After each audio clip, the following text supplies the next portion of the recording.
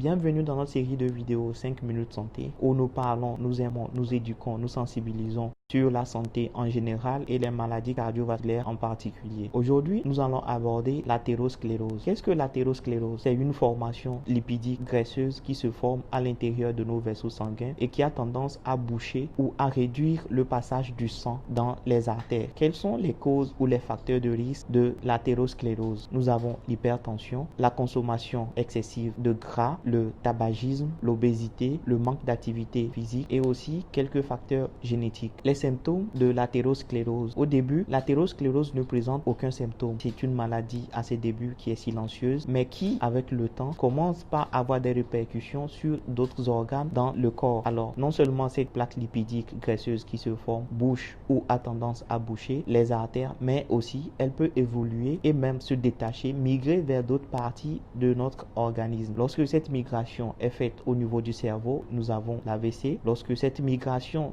se fait au niveau du cœur, nous avons les artères coronaires qui sont bouchées, alors nous développons l'infarctus, nous avons une crise cardiaque. Lorsque ceci se produit au niveau des reins, nous développons l'hypertension rénale. Lorsque ceci se produit au niveau des membres inférieurs, nous avons des aomies et même ce détachement lipidique peut aussi causer l'impuissance sexuelle. Alors, quel traitement pour l'athérosclérose? L'athérosclérose, le premier traitement, c'est d'éviter que cette plaque ou ces plaques qui se forment dans nos vaisseaux sanguins se détachent et migre vers d'autres organes de notre organisme. Alors, le traitement médicamenteux que nous avons a pour but de réduire le taux de cholestérol, réduire nos chiffres tensionnels, rendre le sang encore plus fluide, donc l'anticoagulation, pour éviter des formations de caillots de sang au niveau de la plaque lipidique qui se forme dans le vaisseau sanguin. Quels sont les moyens de prévention de l'athérosclérose? Donc, pour prévenir l'athérosclérose, il faut quitter le tabagisme. Le tabac augmente par 5 le risque de développer des AVC, des infarctus comparé à ceux qui ne fument pas. Réduire la consommation de